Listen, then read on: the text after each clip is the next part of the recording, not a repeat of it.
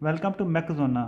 दोस्तों, इस लास्ट वाली वीडियो में हमने how to increase the efficiency of a Rankine cycle का एक प्रॉब्लम सॉल्व किया था। उसमें हमने देखा था कि जब हमने कंडेंसर का प्रेशर 10 किलो पास्कल तक कम किया तो हमारे पास एफिशिएंसी की वैल्यू आई थी 34.1%। पार्ट बी में जब हमने स्टीम को सुपर हीट किया तो हमारे पास एफिशिएंसी की वैल्यू आई थी 37.3%। इसी तरह पार्ट सी में जब हमने बॉयलर का प्रेशर इंक्रीज़ किया तो हमारे पास एफिशिएंसी आई थी 42.3%। 42.3% हमारे पास मैक्सिमम एफिशिएंसी आई थी।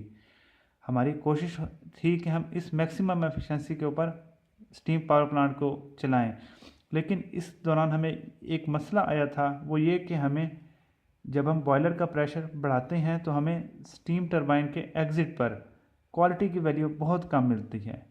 ये चीज़ स्टीम टरबाइन के ब्लेड्स को काफ़ी ख़राब करती है, इरोजन काज करती है और स्टीम टरबाइन की लाइफ बहुत कम हो जाती है। इस वीडियो में हम ये डिस्कस करेंगे कि हम ये मैक्सिमम एफिशिएंसी यानी 42.3% वाली जो एफिशिएंसी थी, हम ये मैक्सिमम एफिशिएंसी हासिल करें और ये मॉइस्चर का जो प्रॉब्लम आ रहा था final stages of the turbine पर, जो क्वालिटी की वैल्यू बहुत कम आ रही थी, उस मसले को हल करें। दोस्तों, शुरू करते हैं। Moisture problem at the final stages of turbine को हल करने के लिए दो सॉल्यूशंस हैं। पहला ये कि यहाँ पे मैंने स्टीम टरबाइन पावर प्लांट का जो आइडियल साइकिल होता है, रैंकिन साइकिल, उसकी मैंने टीएस डायग्राम ड्रा की हुई है। उसके ऊपर डिस्कस करते हैं। पहला ये है कि अगर हम स्टीम को सुपर हीट कर लें, इसके दो फायदे होंगे। पहला तो ये कि एवरेज हीट एडिशन टेम्परेचर बढ़ जाएगा, यानी जो जिस टेम्परेचर पर हीट ऐड होनी है वो मैक्सिमम टेम्परेचर उसकी वैल्यू बढ़ जाएगी। और कार्नाट साइकिल के मुताबिक हीट एडिशन का टेम्परेचर जितना ज़्यादा होगा उतनी ज़्यादा हमारी एफिशिएंसी होगी। दूसरा ये कि अगर ये सुपर हीट होगी, वो मैक्सिमम इसका टेम्परेचर होगा, तो ये इसको जब हम एक्सपेंड करवाएंगे तो हमारे जो एग्जिट पे क्वालिटी मिलेगी उसकी वैल्यू काफ़ी ज़्यादा होगी, तो क्वालिटी वाला मसला भी हल हो जाएगा। लेकिन दोस्तों, इस सोल्यूशन के साथ इशू ये है कि ये जो मैक्सिमम टेम्परेचर हमें अचीव होता है, वो टेम्परेचर स्टीम टरबाइन के ब्लेड्स को काफ़ी इफ़ेक्ट करता है। स्टीम टरबाइन के ब्लेड्स ख़राब हो जाते हैं, उनमें क्रैकिंग शुरू हो जाती है। ये वाला सोल्यूशन जो है वो ज़्यादा फिजिबल नहीं है। दूसरा सोल्यूशन ये है कि हम स्टीम टरबाइन में स्टीम को एक्सपेंड करवाएं एक ख़ास प्रेशर तक, उसके बाद इसको रीहीट करवा लें, इसको दोबारा रीहीट करवा लें तकरीबन उसी टेम्परेचर पर जिस पर हमने पहले उसको एक्सपेंड करवाया था। इसको रीहीट करवा कर दोबारा एक्सपेंड करवा लें, यानी रैंकिन साइकिल हमारा जिस तरह पहले था वैसे ही काम करेगा, सिर्फ इसमें एक रीहीटिंग का फिनोमेना ऐड हो जाएगा। तो उस साइकिल को हम कहते हैं रीहीट रैंकिन साइकिल, यानी ऐसा रैंकिन साइकिल जिसमें रीहीटिंग होती हो। तो दोस्तों, इस रीहीट रैंकिन साइकिल को हम प्रैक्टिकली ये कैसे काम करता है ये डिस्कस करते हैं। दोस्तों, बॉयलर में पानी पंप के ज़रिए प्रेशराइज होकर पहुंच गया। पंप ने प्रेशराइज कर दिया 1 से 2 तक फ्लूइड को, लिक्विड वाटर को। बॉयलर में हीट ऐड होती रही, बॉइलिंग का प्रोसेस शुरू हो गया यहाँ पे। उसके बाद सुपर हीटर में से जब ये गुजरा तो सुपर हीटेड स्टीम बन गई। सुपर हीटेड स्टीम आकर हाई प्रेशर टरबाइन के ब्लेड से टकराई, पावर प्रोड्यूस हुई। उसके बाद हाई प्रेशर टरबाइन से निकलने के बाद हमने इसको दोबारा बॉयलर में से गुजार दिया, यानी इसको रीहीट करवा दिया। रीहीट होने के बाद इसका जो टेम्परेचर है, जो T5 है, वो तकरीबन उतना ही होता है जो T3 था, लेकिन इन प्रेशर्स का फ़र्क होगा। P5 यानी जो ये प्रेशर होगा P5 वो काफ़ी कम होगा P3 की निस्बत।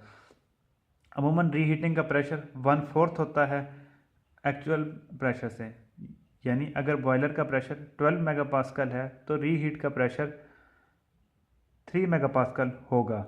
रीहीट होने के बाद ये टरबाइन में आकर एक्सपैंड हो जाएगी और उसके बाद टिल द कंडेंसर प्रेशर, और उसके बाद कंडेंसर में कंडेंस होने के बाद ये साइकिल इस तरह बार बार चलता रहेगा। इसी चीज़ को हम टीएस डायग्राम के ऊपर डिस्कस कर लेते हैं। 1 से 2 के दरमियान पंप ने उसको प्रेशराइज कर दिया टिल द बॉयलर प्रेशर। उसके बाद 2 से 3 के दरमियान इसमें हीट ऐड हुई इन द बॉयलर, जिसको हम क्यू इन कहते हैं। ये हीट एडिशन का पोर्शन है। ये इसमें हीट ऐड होती रही, ये सैचुरेटेड लिक्विड बना, उसके बाद इसका फेज चेंज होना शुरू हुआ, ये सैचुरेटेड वेपर सैचुरेशन रीजन है, यहाँ से सैचुरेटेड वेपर बन गया यहाँ तक। उसके बाद ये बॉयलर के बाद जो सुपर हीटर में से गुजरा ये वो उस रीजन को शो कर रहा है। उसके बाद 3 to 4, 3 से लेकर 4 तक, यानी जो हाई प्रेशर टरबाइन में या फर्स्ट टरबाइन में जो एक्सपेंशन हुई वो इसको वो ये लाइन शो कर रही है 3 to 4।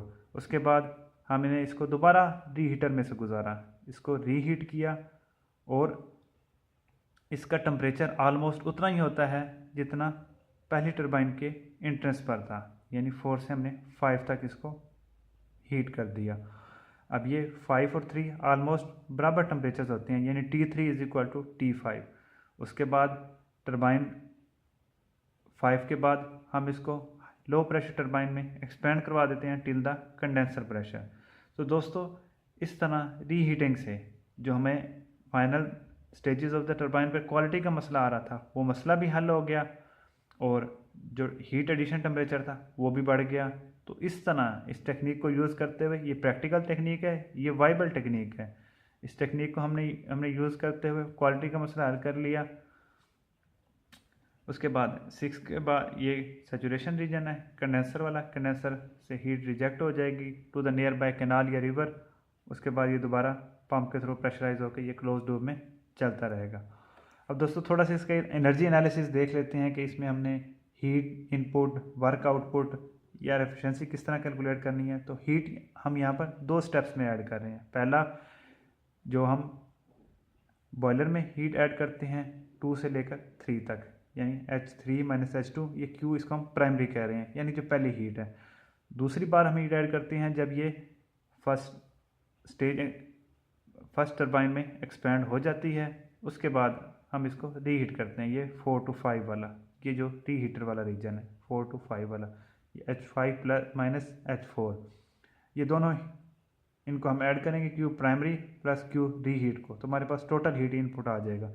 इसी तरह हमारे पास जो वर्क आउटपुट है टरबाइन, 2 टरबाइन हम इस्तेमाल कर रहे हैं 3 to 4, यानी H3 - H4 टरबाइन 1 का वर्क आ जाएगा। इसी तरह दूसरी टरबाइन का वर्क आ जाएगा H5 - H6, ये वो वाला। दोस्तों हम इसमें यहाँ पर सारी कैलकुलेशन पर यूनिट मैथ्स करेंगे, तो इसलिए मैंने यहाँ पे इसका यूनिट किलो जूल पर केजी लिख दिया।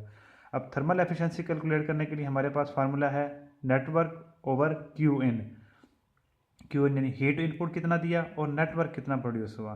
नेटवर्क हम 2 तरीक़ों से निकाल सकते हैं, वो यानी हम टरबाइन के वर्क में से, इन दोनों टरबाइंस का जो वर्क है उसमें से हम पंप का वर्क माइनस कर दें, तब भी हमारे पास नेटवर्क आ जाएगा।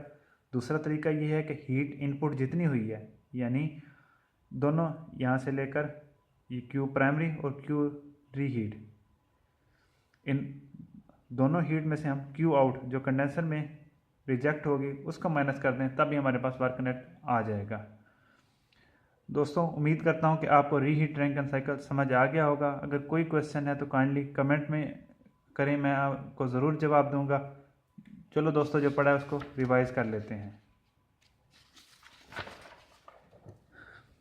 दोस्तों इंक्रीज्ड बॉयलर प्रेशर के लिए हमें जो स्टीम टरबाइन की एग्जिट पर क्वालिटी का मसला आ रहा था वो हमने रीहीट करके वो हल कर लिया।